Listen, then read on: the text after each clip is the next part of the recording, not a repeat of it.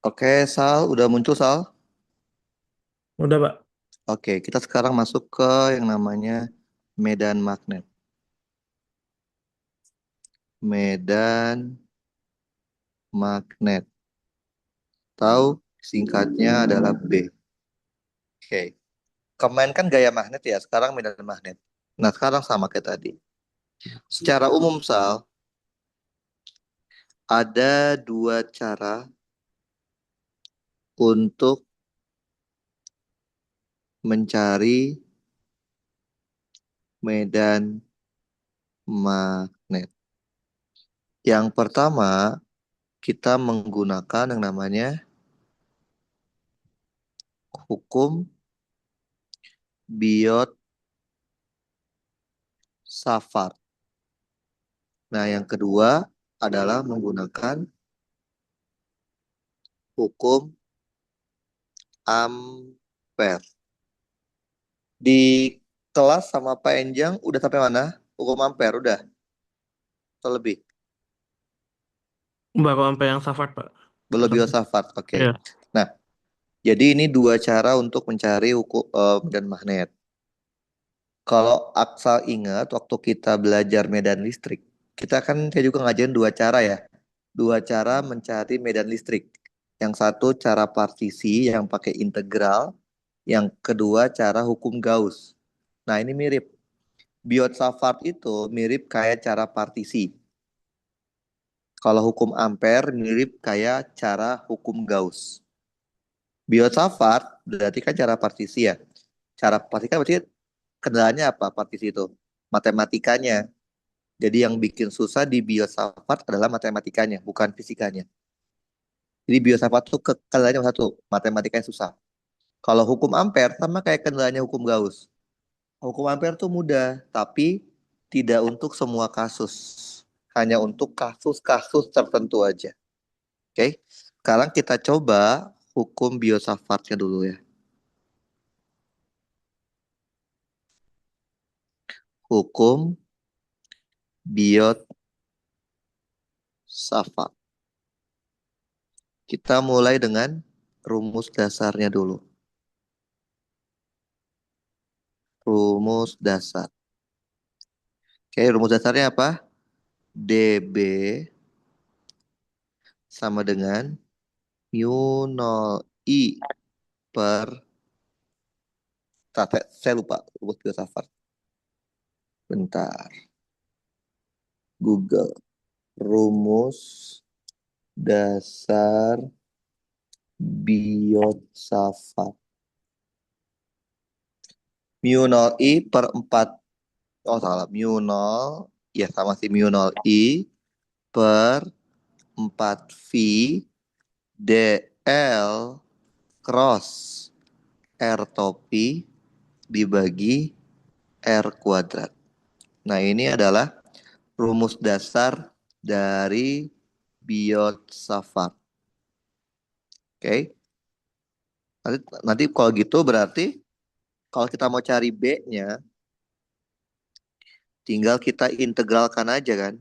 Berarti B-nya itu adalah mu 0 I per 4 V integral DL cross R topi dibagi R kuadrat. Oke. Nah, ini rumus Biot-Savart kalau dalam bentuk vektor. Tapi kalau kita mau dalam bentuk angka saja, dalam bentuk nilai, ini akan jadi lebih sederhana. Ini akan menjadi seperti ini. DB sama dengan mu 0 I per 4 V DL dikali R topi kan satu ya, dikali sin theta karena dia cross product dibagi R kuadrat. Ini juga Biot-Savart, tapi Biot-Savart dalam bentuk angka. Artinya hanya dalam bentuk angka, nggak pakai arah. Terus arahnya gimana kalau gitu? Arahnya kita gunakan aturan tangan kanan. Kok bisa pakai aturan tangan kanan? Bisa. Karena dia ada cross product. Pokoknya semua yang ada cross product, kita bisa terapkan aturan tangan kanan. Jempol, 4 jari, sama telapak tangan. Caranya gimana? Jempol itu arahkan ke yang namanya vektor sebelum sebelum tanda cross. 4 jari arahkan ke vektor setelah tanda cross. Telapak tangan arahkan ke vektor hasil. Coba lihat. Sebelum tanda cross itu apa sih? DL kan? DL itu panjang kawat. Tapi panjang kawat sama aja arah arus. Berarti jempol jadi arah arus. 4 jari adalah arah air topi. Oke. Dan telapak tangan adalah hasilnya, yaitu B atau DB. Oke. Nah, sekarang saya akan menjelaskan tentang arti simbol-simbolnya. Siapa? Aksal. Mu nol tahu ya, konstanta. Mu nol itu permeabilitas vakum. Permeabilitas vakum. Sedangkan I adalah arus yang mengalir. Arus yang mengalir. DL. DL itu adalah partisi dari panjang kawat. Partisi dari panjang kawat. Nah, lihat. DL di situ vektor. Berarti ada arahnya. Arahnya sama dengan arah arus. Kalau R topi adalah, R topi itu kan arah ya. Arah. Dari mana? Dari partisi ke titik pengamat. Jadi R topi itu dari partisi ke titik pengamat. Nah, sin theta. Tetanya apa sih? Oh ya, kalau R doang apa? R kuadrat itu jarak. Jarak dari mana? Jarak dari partisi ke titik pengamat. Sedangkan theta itu apa? Theta itu adalah sudut antara, harusnya kan antara DL sama R ya. DL sama aja kayak arah arus, antara arus dan R topi. Oke, nah kita coba kasusnya. Kasus pertama. Kasus pertama adalah kasus kawat lurus berhingga. Berhingga. Oke, bayangkan kita punya sebuah kawat. Kawatnya memiliki panjang L. Oke, panjang kawatnya L.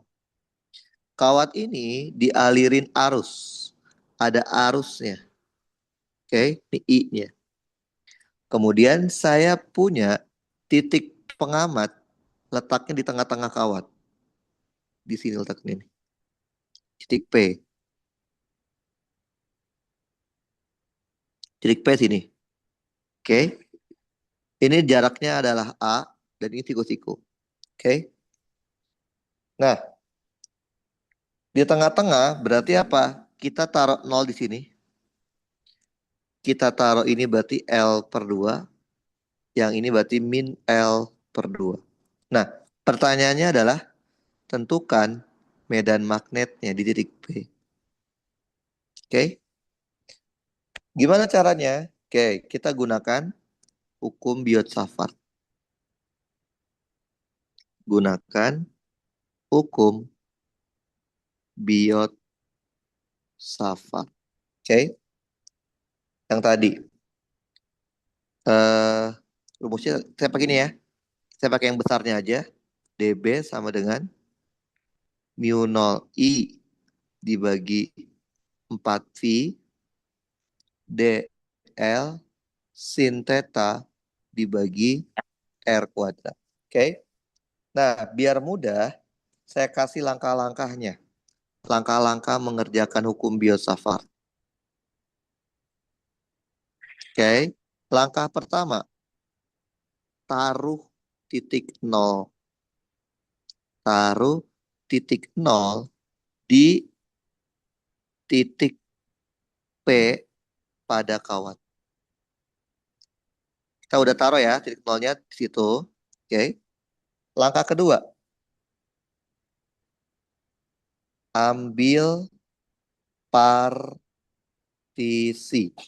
Apa itu partisi? Partisi itu adalah potongan kecil dari kawatnya.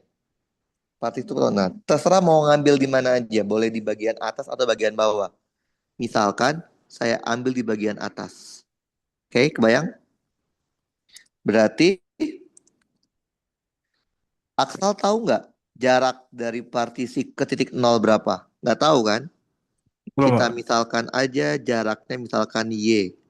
Kalau kita misalkan jaraknya Y, maka panjang partisi disebutnya DY. Oke? Langkah ketiga, tentukan R. R itu apa tadi? Jarak dari partisi ke titik P. Maka kita tarik garis dari partisi ke titik P. Arahnya selalu mengarah ke titik P. Berarti arah R-nya tuh ke sini. Paham? Ini R ya. Berarti R itu kita bisa gunakan Pitagoras. Yaitu akar dari Y kuadrat ditambah A kuadrat. Oke, di soal ini ya. Di soal ini. Setelah itu, langkah keempat. Cari di mana tetanya. Oke. Tadi teta itu apa? Teta itu nggak boleh ngarang. Teta itu adalah sudut Duduk. antara Dan ya. arus dan R ya. Betul? Ya. Berarti mana sudut antara arus dan R? Ini. Paham? Ngerti? Iya, Pak. Oke. Jadi tetanya sebenarnya itu.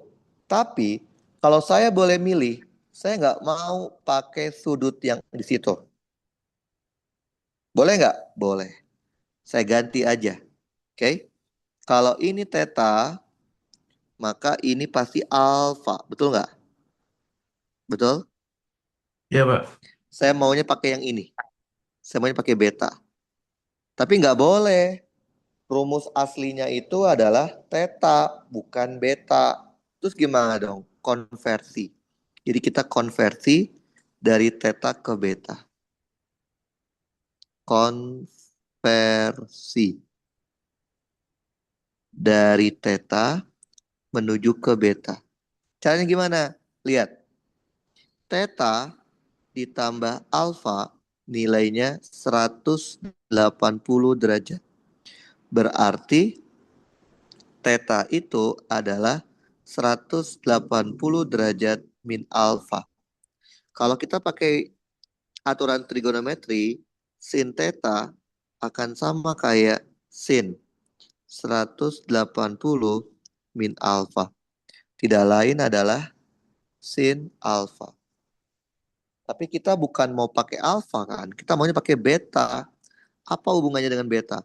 Alfa ditambah beta hasilnya 90 derajat.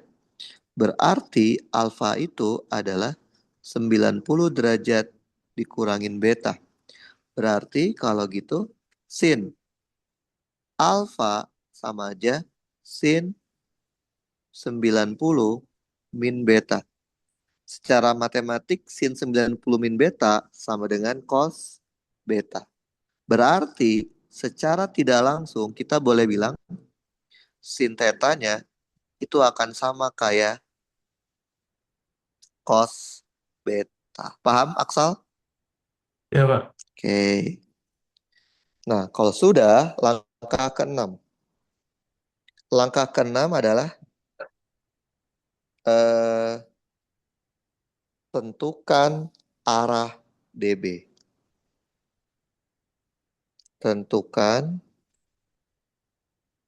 arah DB. Gimana itu arah DB? Pakai aturan tangan kanan.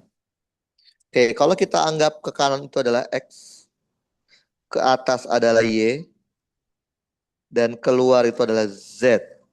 Coba, Aksal pakai tangan kanan. Jempol arahkan ke arus, empat jari arahkan ke R. R itu sama aja, ya arah R ya. Telapak tangannya kemana, Sal? Jempolnya itu arus, empat jari ke arah R. Arah R ada ya, dari partisi ke titik P. Maka pasti telapak tangannya itu masuk ke dalam bidang gambar. Iya. Masuk ke bidang gambar, berarti di soal ini arahnya adalah minus K. Apakah selalu minus K? Tidak. Enggak. Oke. Udah. Langkah ketujuh adalah selesaikan. Oke. Oke. Tadi kita punya apa? Tadi kita punya rumus DB sama arah DB kan? Kan kita tahu Ya, ya, DB vektor itu pasti terdiri dari dua bagian, yaitu DB besar sama DB arah. Betul? ya, Pak. Apapun yang disebut vektor pasti ada dua bagian, besar sama arah. Tadi DB besarnya gimana? Mu 0 I per 4V DL sin theta dibagi R kuadrat. Betul? Ya, Pak. Di sini DL itu kan partisi panjang. DL-nya kita ganti menjadi DY. Tadi, yang tadi. Betul? Sin theta kita udah ubah menjadi cos beta. Oke? Terus R kuadratnya itu adalah tadi Y kuadrat ditambah A kuadrat. Paham? Maka kita akan punya DB-nya sama dengan mu 0 I per 4V DY cos beta dibagi Y kuadrat ditambah A kuadrat. Paham, Aksal? Ya, Pak. Oke. Tadi juga kita tahu DB topinya atau arah DB-nya itu ke arah min K. Betul? Maka kalau kita gabungkan, kita akan mendapatkan vektor DB. DB vektornya adalah DB DB besar dikali DB arah. Berarti mu 0 I per 4V DY sin DY cos beta dibagi Y kuadrat ditambah A kuadrat arahnya min K. Kalau udah tahu DB vektornya, tinggal diintegralkan. Ingat, jangan mengintegralkan kalau dia masih dalam bentuk angka, skalar. Harus ada arahnya. Oke? Berarti kita punya B sama dengan yang konstan boleh keluar. Mu nolnya keluar, I-nya keluar, 4V-nya keluar, min K juga keluar. Tinggal yang nggak konstan. Integral cos beta DY dibagi Y kuadrat plus A kuadrat. Paham, Aksal? Ngerti? Ya, Pak. Sal, coba lihat. Ada berapa variabel di dalam integral saya, Far? Cos. Ada berapa variabel yang ada di dalam integralnya? 4. Apa aja, Sal? Cos beta DY. Cos beta Cos. Cos itu fungsi, variabelnya Oh iya beta. beta ya. Terus ada berapa variabel? Beta DY. dy itu bukan variabel, dy itu operator integral. Ada berapa variabel berarti? 3. Apa aja? B, Y sama A. Beta, y, sama Sama A. a. Emang a-nya berubah-ubah, Tam? Berubah-ubah nggak, Sal? Panjang a berubah-ubah nggak? Oh enggak ya. Enggak. Jadi sebenarnya cuma dua variabel, yaitu beta sama y. Oke. Masalahnya adalah integralnya cuma satu, Sal. Kan satu integral hanya bisa dipakai untuk mengintegralkan satu variabel kan? Ya nggak? Iya. Iya. Berarti Aksal harus membuat ini menjadi satu variabel. Caranya, karena variabelnya itu beta sama y, ya udah pilih salah satu. Beta diubah ke y atau justru y yang diubah ke beta. Menurut Aksal, mana yang lebih mudah? Beta ke y atau y menuju diubah ke beta?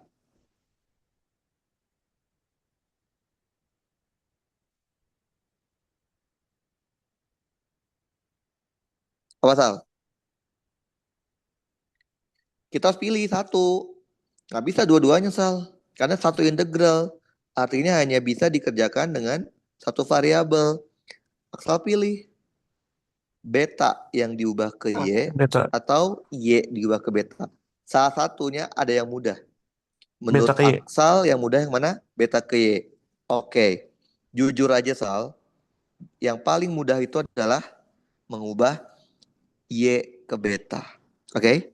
Beta ke y hanya mudah di awal. Tapi ketika kita mengintegralkan, pasti akan sulit.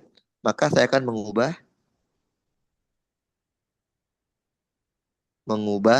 Y Beta. menjadi beta. Dengan bantuan apa? Dengan bantuan tangen beta. Coba lihat dari gambar. Tan beta apa? Y per A ya? Betul. Iya. Tangen beta itu adalah Y dibagi A. Berarti Y itu adalah A tangen beta. Betul. Kalau kita ngubah Y, kita juga harus ngubah DY-nya.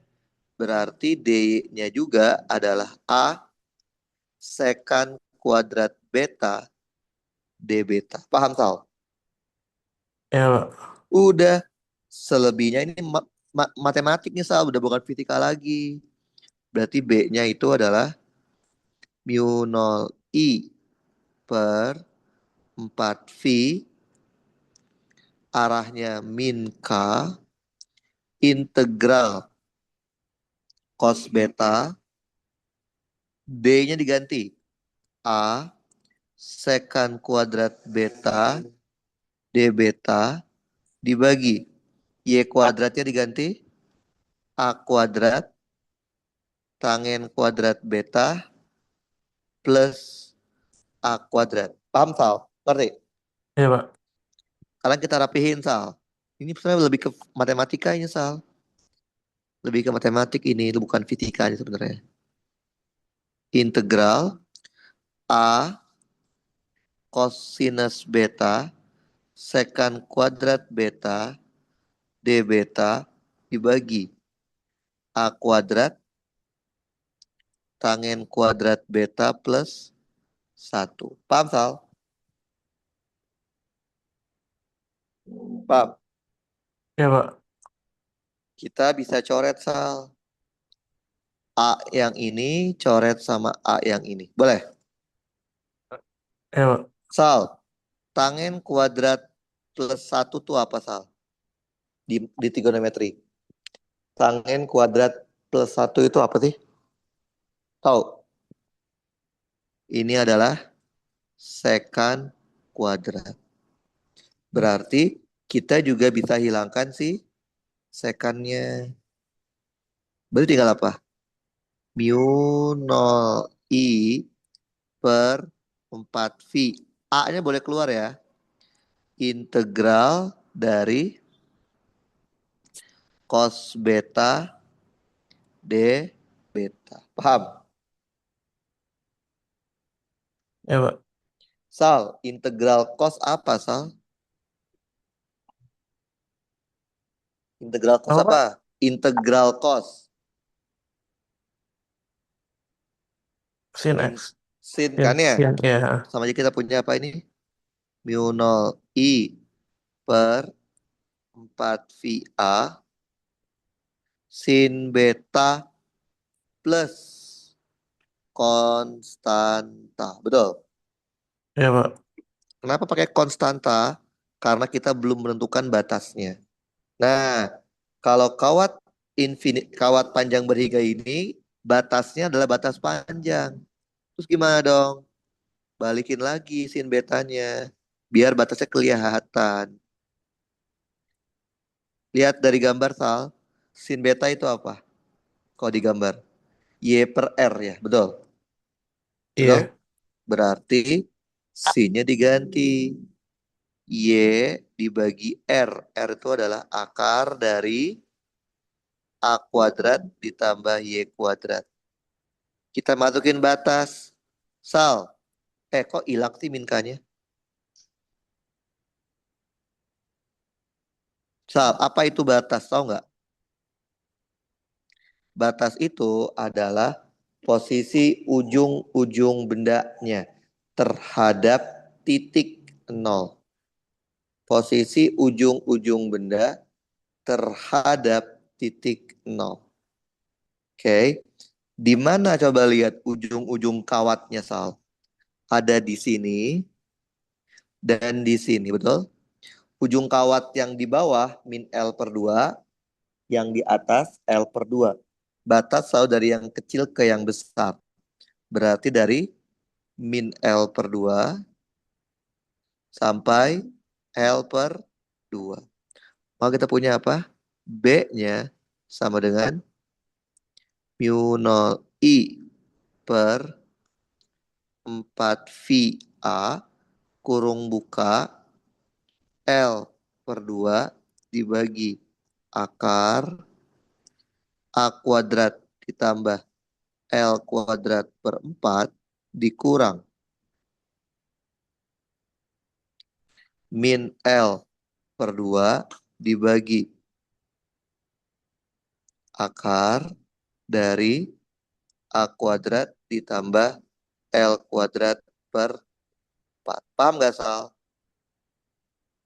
Maka kita akan punya B-nya itu adalah mu 0 I per 4 VA dalam kurung L per 2 dikurang min L per 2 dapatnya adalah L dibagi akar A kuadrat ditambah L kuadrat per 4. Paham, Sal? Paham, Pak. Oke. Nah, ini namanya cara kita menggunakan Biot Savart.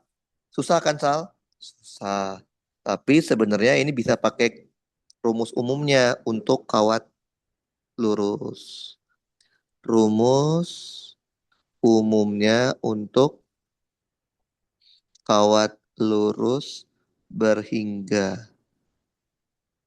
Oke, rumusnya gini. B-nya pasti akan sama kayak mu 0 I per 4 VA. Ininya pasti sama. Y dibagi akar A kuadrat ditambah Y kuadrat. Batasnya dari ujung bawahnya sampai ujung atasnya. Arahnya pakai tangan kanan ya. Kayak gitu. Jadi buat nentuin arah B topinya itu kemana, ini gunakan tangan kanan. Gunakan aturan tangan kanan. Oke. Jadi ini rumus dasar kalau aksal Mau pakai rumus cepat boleh pakai ini. Ini hanya berlaku untuk kawat lurus berhingga. Oke. Nah, A-nya itu apa, Sal? A-nya itu bukan sembarang A. A itu adalah jarak terdekat antara titik P dan kawat. Di matematika, Sal, yang namanya jarak terdekat itu harus tegak lurus. Oke? Jadi A itu harus tegak lurus antara P dengan kawat. Oke? Paham? Paham, Sal? Oke, bentar ya.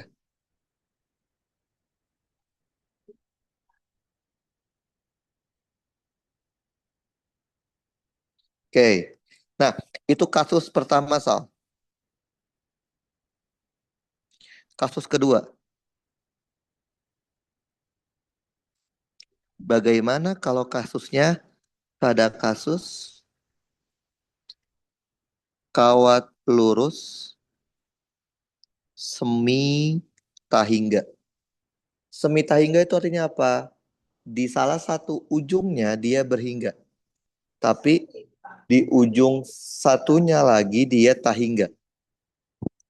Kayak misalkan contohnya kayak gini tapi ujungnya tahingga ya. Kayak gini misalkan. Saya punya kawat sangat panjang tapi ujung sininya min tahingga gitu ya. Oke, ujung sininya berhingga. Jadi misalkan kalau kita gambar ini kawatnya, terus dialiri arus, ini arusnya.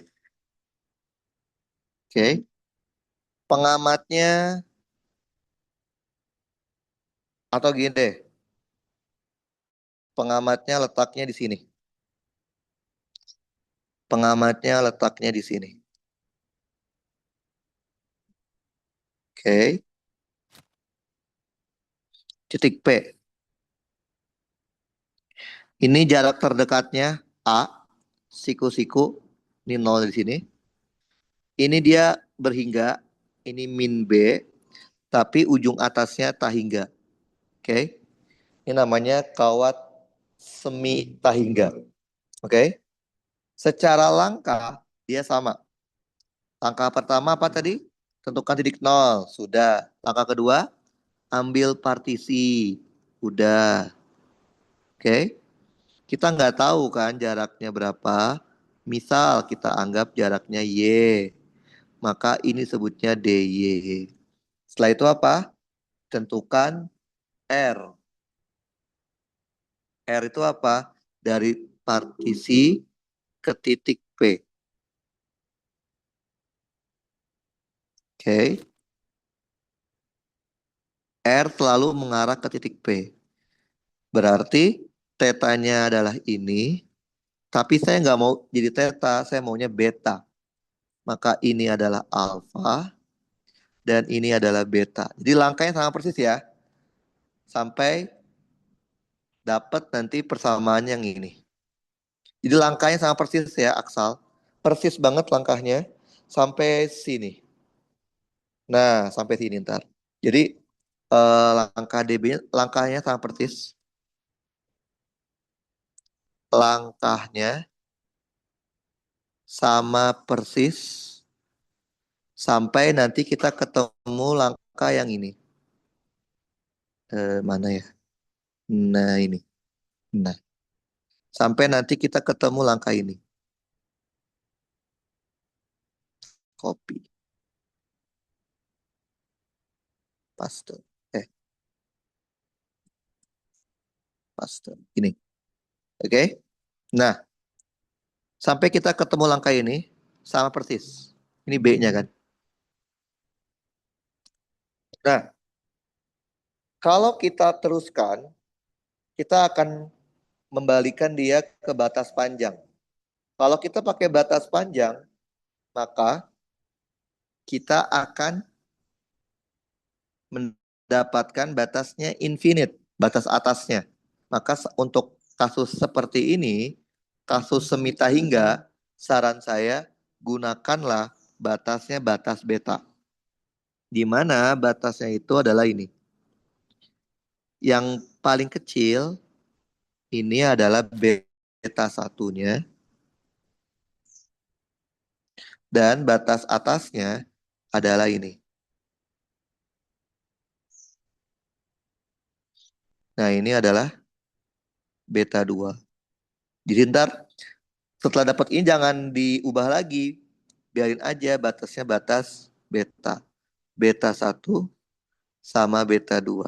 Nah, gimana nyari beta satu? Gampang. Lihat dari gambar. Sin beta satu itu adalah min B dibagi R. Dibagi R kan? Dibagi R. Dibagi akar B kuadrat ditambah A kuadrat. Berarti beta satunya adalah sin inverse dari min B dibagi akar B kuadrat ditambah A kuadrat. Sedangkan beta 2 kan dia ujungnya infinite ya. Kalau ujungnya infinite itu sama aja beta 2-nya kita ganti dengan pi per 2. Kalau misal nanti dia ujungnya adalah min hingga, berarti beta 2-nya adalah min pi per 2. Kalau nanti misalkan ujungnya adalah di 0, maka beta 2-nya juga 0. Jadi untuk kasus semi infinite, saran saya lebih mudah kita menggunakan batas sudut. Oke, paham? Jadi ntar dapatnya rumusnya yang ini, rumus dasarnya. Tinggal diganti saja beta satu sama beta 2-nya. Sama A, jangan lupa A itu bukan sembarang A tapi harus jarak terdekat. Oke, paham ya? Nah, kasus yang susah lagi yang ketiga. Kasus ketiga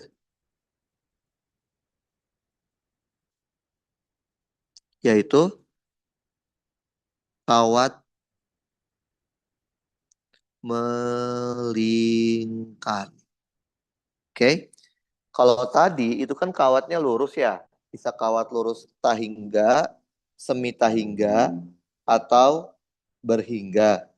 Nah, sekarang bagaimana kalau kawatnya melingkar? Oke, seperti ini. Saya punya kawatnya itu melingkar. Oke, anggap ini lingkaran ya. Oke, ini sumbu X-nya, kita batuannya. Ini sumbu Y-nya.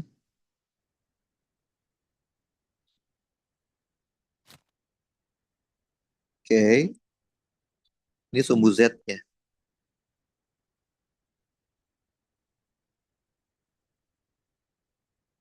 Oke, ini sumbu X, ini sumbu Y, ini sumbu Z. Nah, titik nol sini ya. Nah, anggaplah ini jari-jarinya adalah R, jari-jarinya. Oke, di sini mengalir arus. Ini ada arus yang ngalir. Arusnya mengalir I. Oke. Nah, misalkan pengamatnya letaknya di sini, di atasnya 0, pengamat P. Dia berada pada jarak H dari 0. Pertanyaannya sama, medan magnetnya di titik P itu berapa? Oke, sama konsepnya. Kita akan menggunakan yang namanya hukum Biot Savart. Oke, Kita akan gunakan hukum Biot-Savart. Nah, biar mudah, saya kasih langkah-langkahnya. Oke? Langkah-langkah mengerjakannya. Langkah-langkahnya.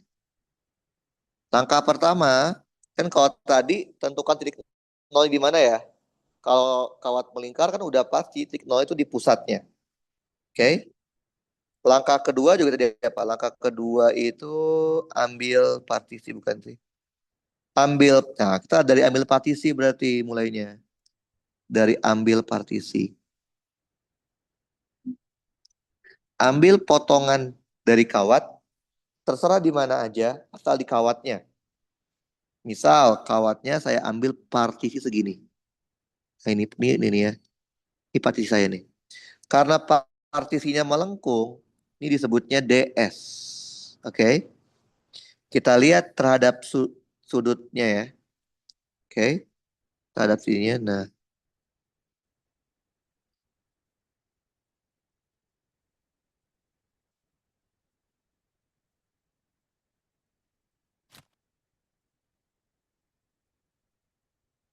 oke.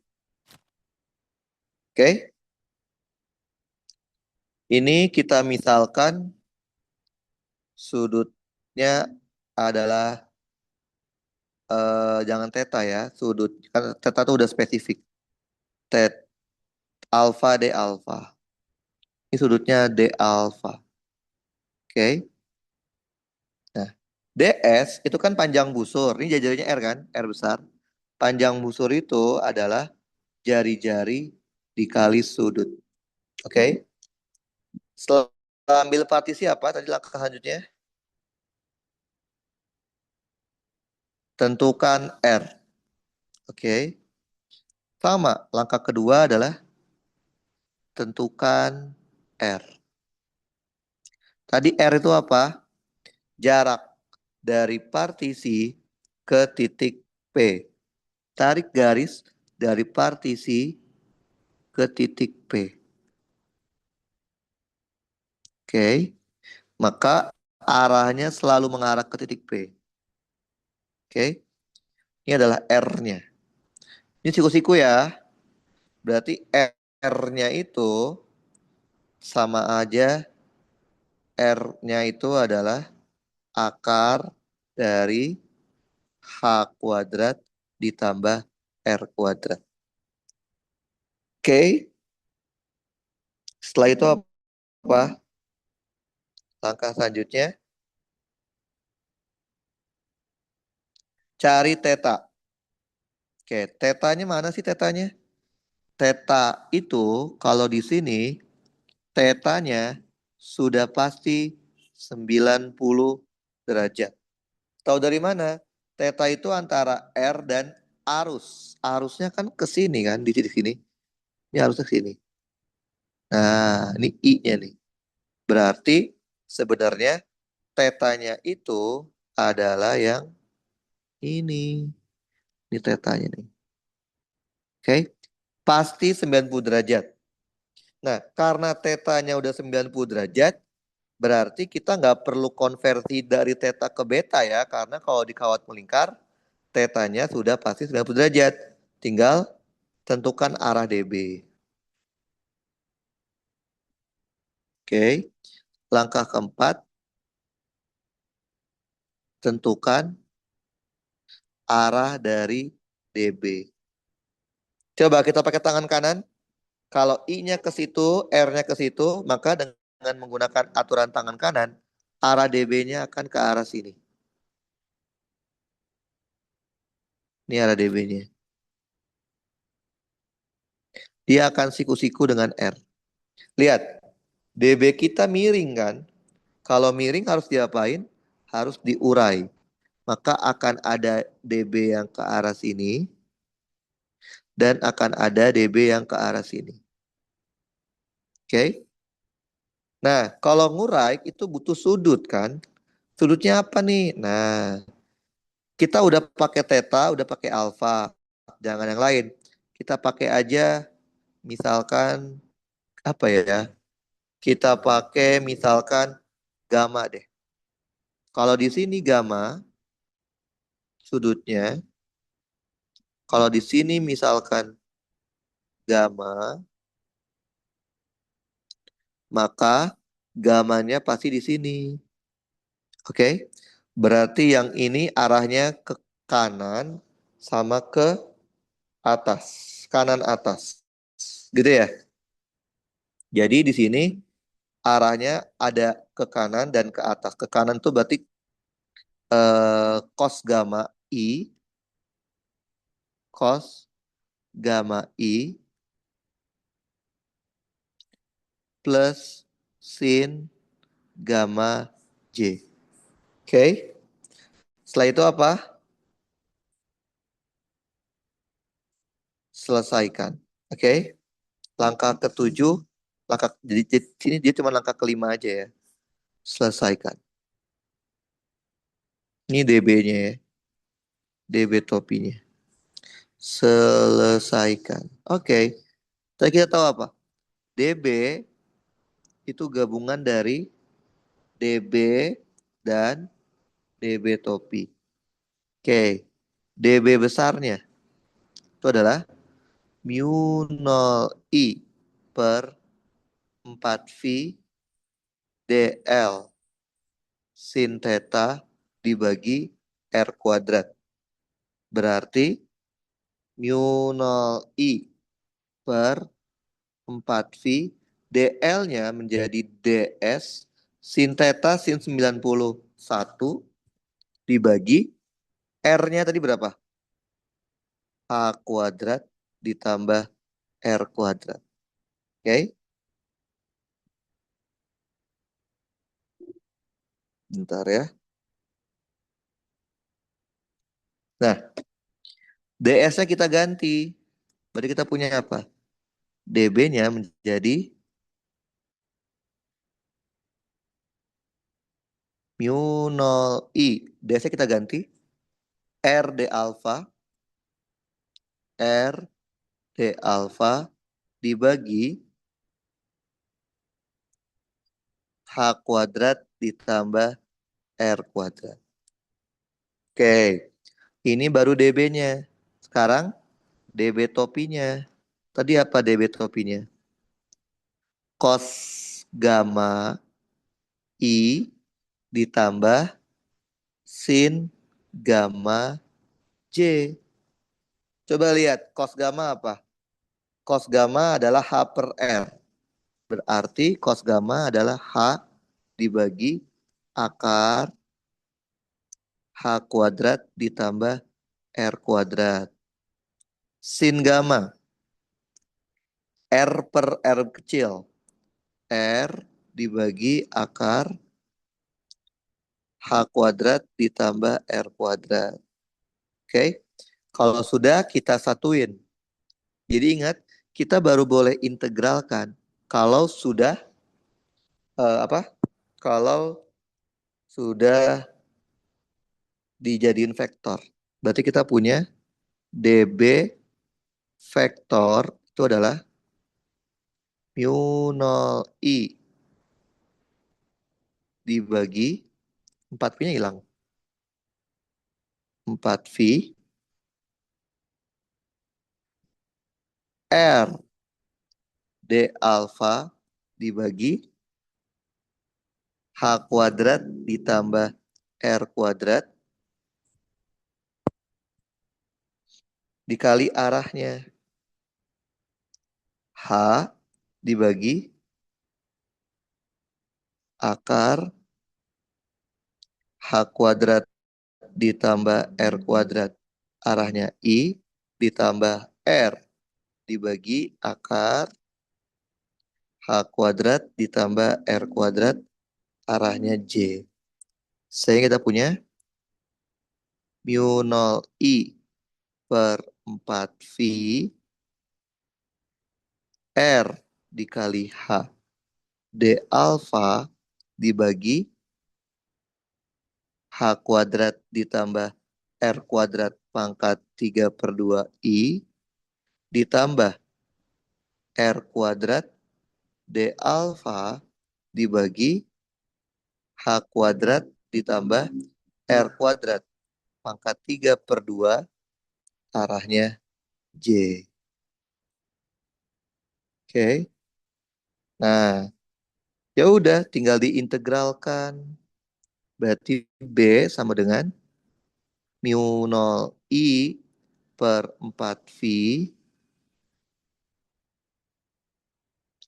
integral dari RH D alfa dibagi H kuadrat ditambah R kuadrat pangkat 3/2 I ditambah integral R kuadrat D alfa dibagi H kuadrat ditambah R kuadrat pangkat 3/2 arahnya J. Nah, tapi dengan konsep simetris, kita bisa menghilangkan si komponen yang ini. Jadi ini kalau diintegralkan, hasilnya akan mendekati, akan nol. Kenapa nol? Karena sifat dari simetris. Sehingga B-nya tinggal yang sumbu Y-nya aja. Mu 0 I per 4V integral R kuadrat D alfa dibagi H kuadrat ditambah R kuadrat pangkat 3/2 J.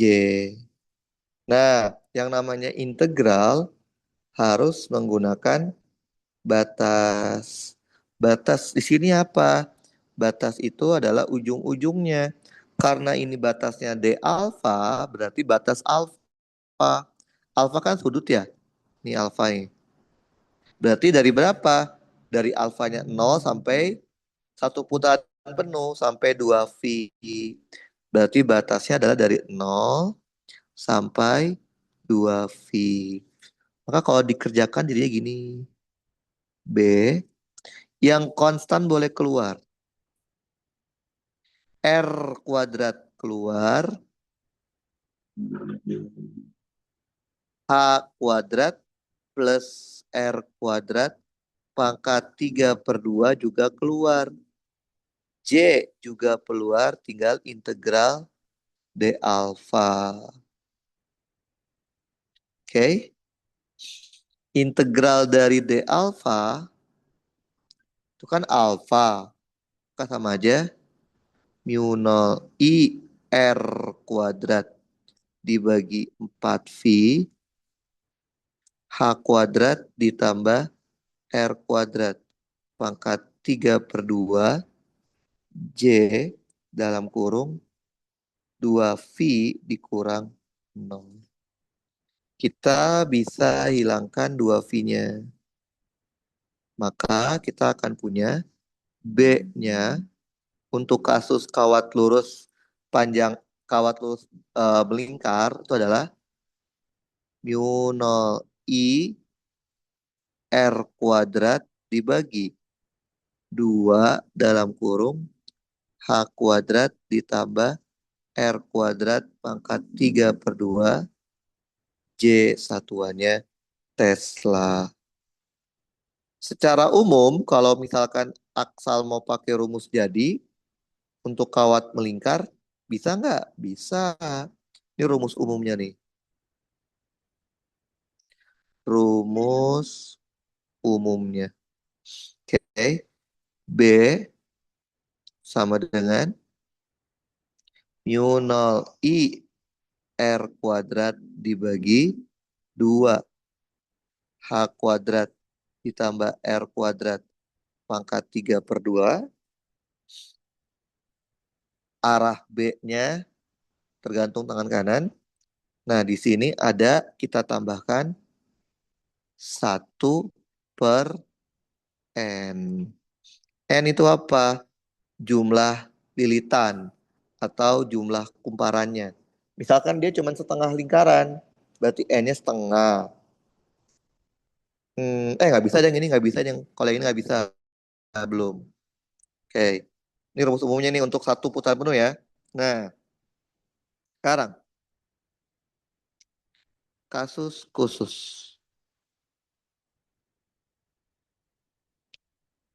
Oke. Apabila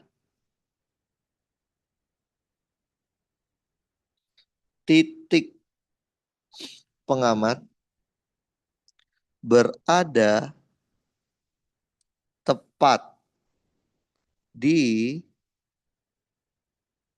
pusat lingkaran.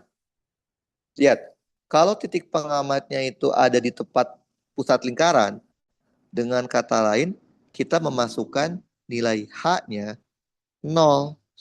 Maka B-nya akan mempunyai mu 0 I R kuadrat dibagi 2 dikali 0 di R kuadrat pangkat 3/2. Sehingga kita akan punya B-nya sama dengan mu 0 I per 2R. Oke, jadi rumus mu 0 I per 2R hanya boleh dimasukkan kalau titik pengamatnya tepat di titik pusat lingkaran. Secara umum,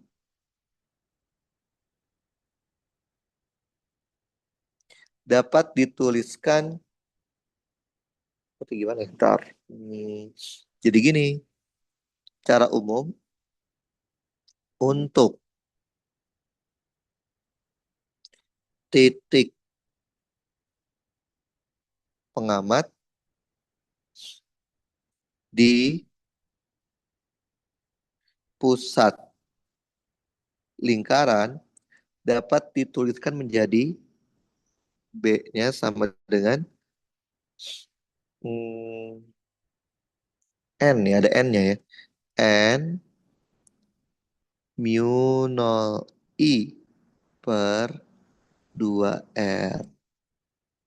Oke, di mana N itu adalah jumlah lilitan. Kalau dia ada 2 berarti N-nya 2. Kalau dia ada setengah, N-nya setengah. N itu adalah jumlah lilitan. Paham, Sal? Ngerti? Ya, Pak. Oke. Nah, sekarang coba kita lihat soal tutornya. Yang kemarin kan baru beberapa ya. Coba lihat.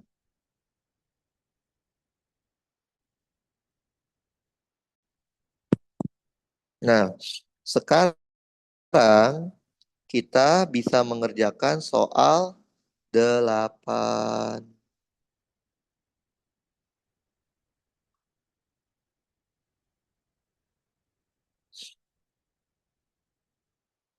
Oke, bentar. Soal nomor 8. Oke, coba dibaca dulu, Sal.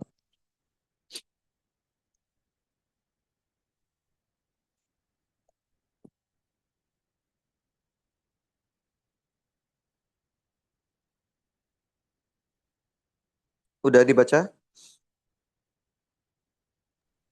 Udah, Pak. Oke.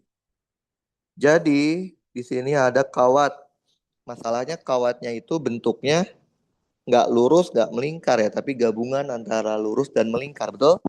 Nah, masalahnya adalah kita kan nggak punya rumus kawat yang bentuknya seperti ini. Kita punyanya cuma rumus kawat lurus sama kawat melingkar. Maka ini kita bagi jadi 3 segmen. Segmen 1, segmen 2, sama segmen 3. Paham? Maka medan magnet akibat kawat tersebut di titik C akan sama kayak B akibat segmen 1 ditambah B akibat segmen 2 ditambah B akibat segmen 3. Betul, Sal? Betul. Iya, Pak. Kalau yang kawat segmen 1, Sal, kawat segmen 1 itu jenisnya kawat lurus apa, Sal? Kawat lurus tahingga, kawat lurus semi tahingga, atau kawat lurus berhingga, Sal? Eh, Semita hingga ya? Semita hingga, betul. Jadi yang kawat satu itu jenisnya adalah kawat lurus semita hingga. Kawat dua juga sama ya. Kawat lurus semita hingga. Kawat tiga jenisnya berarti kawat melingkar. Kawat melingkar dengan titik P ada di pusat lingkaran. Betul ya, Sal? Betul. Betul? Betul, Betul? Pak. Oke. Ya, Nah, Sal, coba Sal perhatikan. Kan tadi rumus aslinya kan ada sin theta ya. Theta itu apa sih? Di filsafat, ingat nggak? Theta di filsafat itu adalah sudut antara I dan R. Coba lihat deh. Kawat satu. Kawat satu. I-nya kan ke sini ya. Betul, ini I kan? R-nya kemana? R tuh selalu mengarah ke titik pengamat. Ini R-nya nih. Berarti sudut antara I di kawat satu ya. I dengan R itu berapa derajat sama?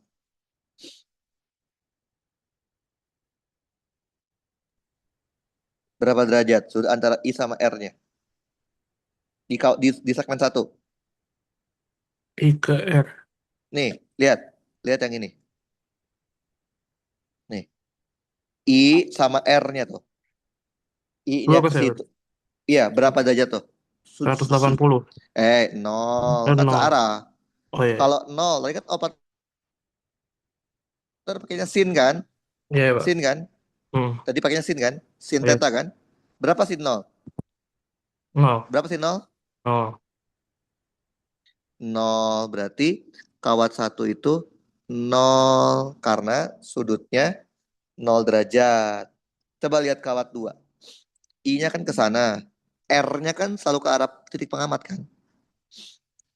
Berapa sudut yang terbentuk antara I dan R di segmen kawat 2?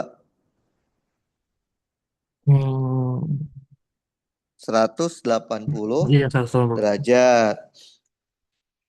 Berapa sin 180 derajat? Nol juga kan? Iya. Berarti B2 juga nol. Nah, B3 tinggal kita pakai aja rumus yang ini kan. N dikali mu nol I per 2R. Betul? Betul? Arahnya kemana? Tangan kanan. Jempolnya ke situ, R-nya ke arah C ya. Berarti dia ke arah masuk bidang gambar. Arahnya min K. Nah, coba lihat Sal. Ini tuh berapa lingkaran sih, Sal? Seperberapa lingkaran, Sal? Kalau 90 derajat tuh seperberapa lingkaran? Perempat. Perempat. Ya udah. Bedanya nol ya. Kenapa ada? Jadi nol nih. Berarti dapat aja seperempat dikali mu nol I per 2R arahnya min K. Tinggal masukin berarti mu nol I per 8R. Arahnya min K Tesla. Paham, Sal? Ngerti nggak? Ngerti? Iya, Pak. Oke, jadi gini kita bagi jadi tiga segmen. Oke, kita coba lihat lihat lagi. Yang ini belum bisa sih yang ini. Bentar. Yang ini belum bisa. Oh, oke. Nah, saya coba cari dari itu ya, dari Piwiki ya. Oh, yang kayak gitu, biosafat, biosafat.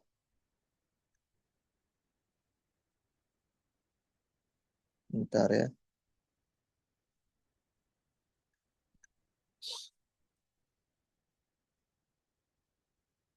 Kita login dulu lagi nih. Bentar ya.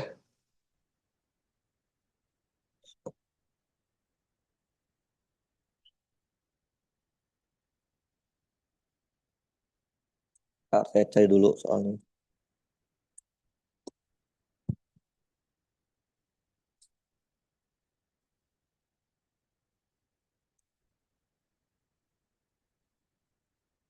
Oke, kita coba lihat soal UTS Biosafar.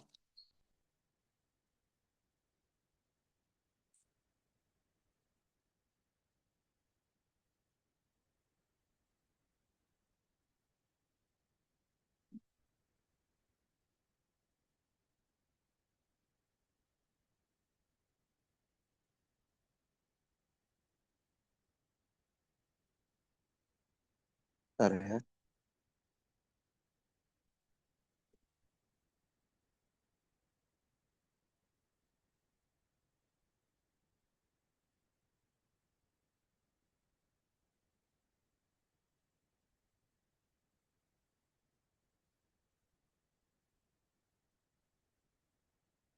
Oke. Mana ya? Oh ini.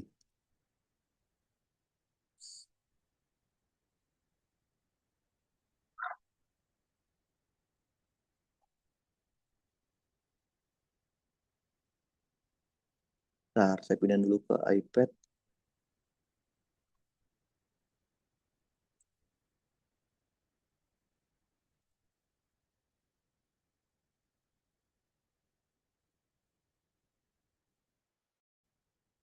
Oke. Pak Enjang sampai mana Sal? Materinya Sal? Biosafar. Iya, Pak. Berarti sampai sini ya? Ya, sampai yang tadi. Oke. Sip. Ini secara matematiknya susah Sal. Tapi kalau udah belajar hukum ampere, ya kalau bisa pakai hukum ampere aja. Kayak waktu dulu kita kan belajar juga kan yang Gauss apa partisi kan, susah kan? Makanya saya sekilas juga. Tapi kalau kita udah belajar hukum Gauss ya hukum Gauss. Karena biasanya yang keluar hukum Gauss. Ini sama. Yang sering keluar adalah hukum hukum ampere.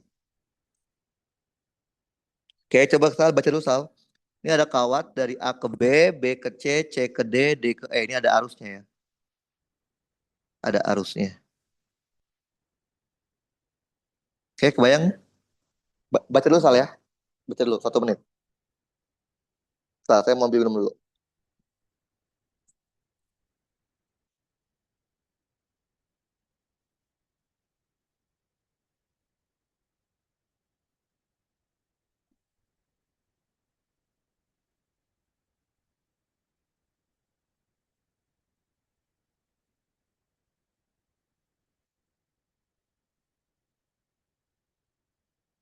Udah dibaca Sal? Udah dibaca? Udah, Pak. Berarti ini dibagi jadi berapa segmen Sal?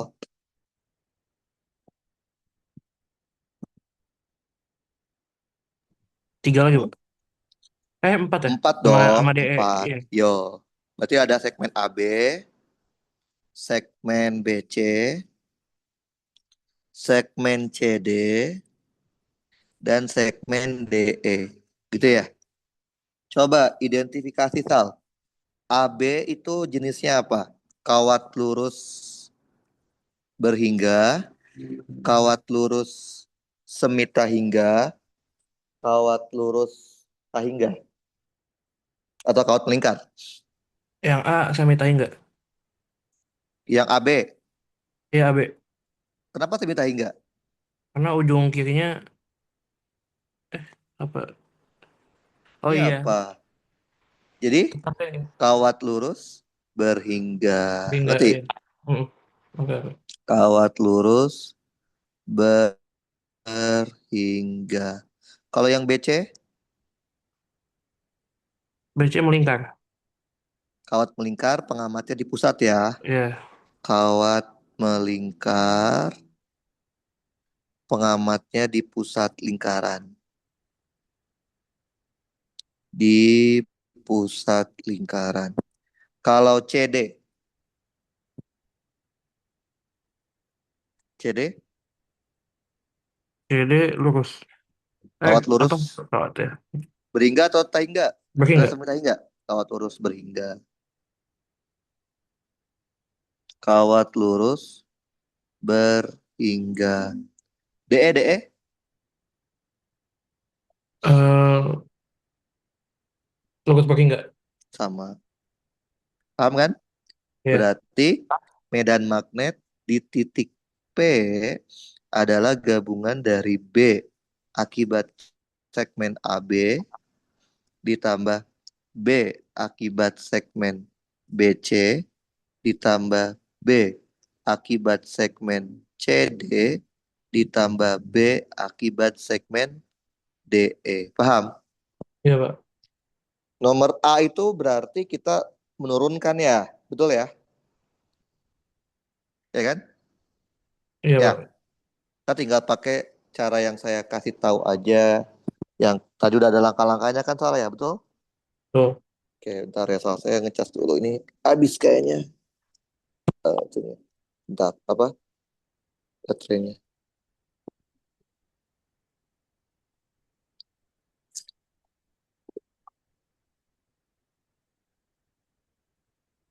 Oke. Nah, gini. Oke. Nah, ntar tinggal ikutin aja ya. Kalau saya langsung aja deh ya. Nih, caranya gini.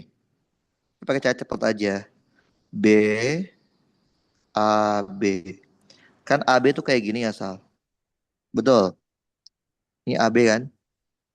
Ini titik A, ini titik B. Ini arah arusnya. Pengamatnya di mana, Sal? Di bawahnya B ya. Betul. betul. Pengamatnya ada di bawahnya B. Oke. Nah, titik P. Oke. Berarti jarak terdekatnya itu adalah R kan? Jari-jari ya. Bener nggak? Iya Pak. Betul? Berarti ini jari-jari ini. Berarti ini 0 sini ya.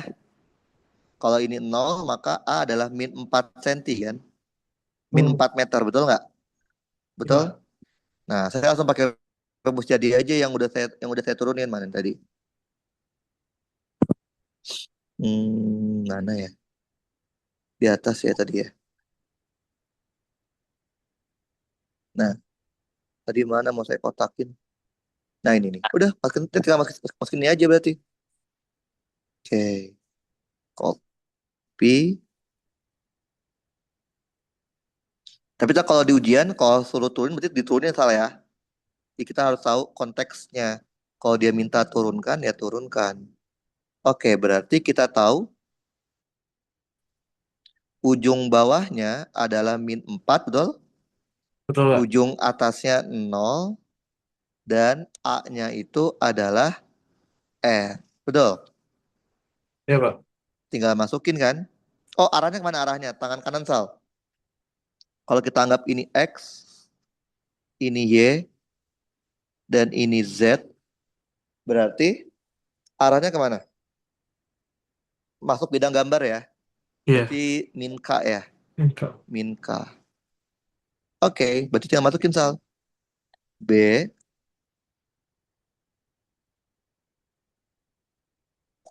B karena segmen AB itu adalah mu 0 I per 4 V R.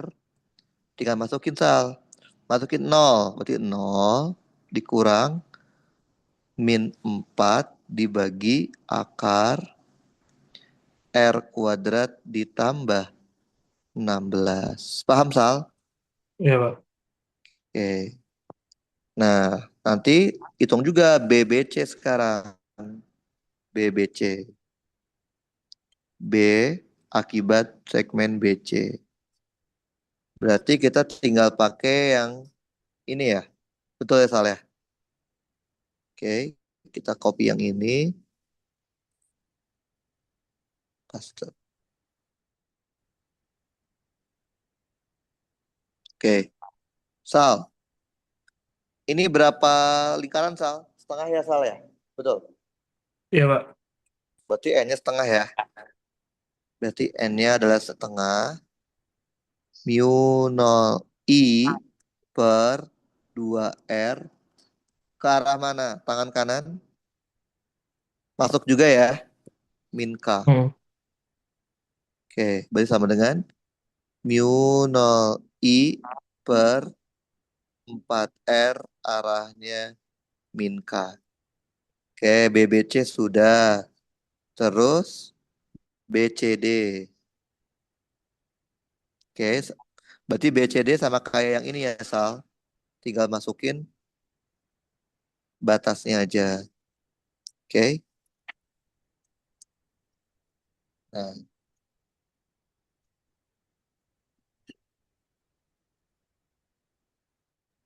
oke. Berarti batasnya dari berapa, Sal? Berarti batasnya dari berapa sih itu CD? CD itu 3. Berarti min 3. Batas yang kecil ke batas yang besar. Betul ya, Sal ya? Iya, Pak. Tangan kanan masuk bidang gambar juga. Arahnya min K.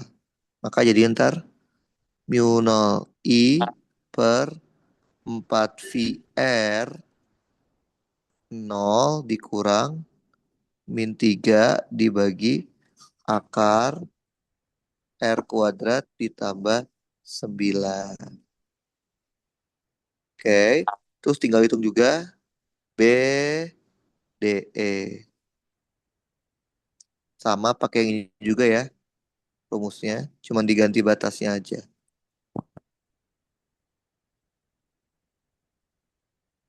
Oke. Berarti kalau B, D, E batasnya itu dari berapa? 0 sampai 1. Min 1 sampai 0 ya. Min 1 sampai 0. Arahnya kemana, Sal? Tangan kanan. Arahnya ini berarti keluar bidang, Sal. Ke arah K. Oke. Kalian punya mu 0 I per 4 VR 0 min 1 dibagi akar R kuadrat plus 1. Udah. Nanti tinggal disatuin, Sal. B di titik P itu adalah gabungan antara B segmen AB ditambah B segmen BC ditambah B segmen CD ditambah B segmen DE. Bla bla bla bla. Paham, Sal? Ngerti? Iya, Pak. Oke, ini namanya hukum Biot-Savart. Jadi yang bikin ini susah adalah matematikanya. Nanti pertemuan saja kita akan masuk ke yang namanya eh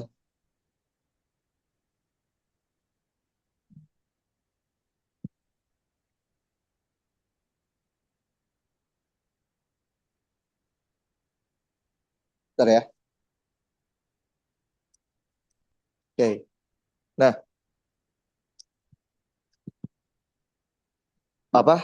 nanti kita pertemuan selanjutnya akan masuk ke yang namanya hukum ampernya, Sal. Nah, hukum ampere itu lebih kayak hukum Gauss. Jadi secara matematik tidak tidak tidak terlalu sulit, tapi lebih ke konsep fisikanya. Oke, sampai sini ada pertanyaan, Sal? Nggak ada. Belum ada, Pak. Oke, kalau tidak ada, kita ketemu lagi untuk belajar yang hukum ampere ya. Iya, Oke, Pak. mari Aksal. Terima kasih, Pak. Yuk.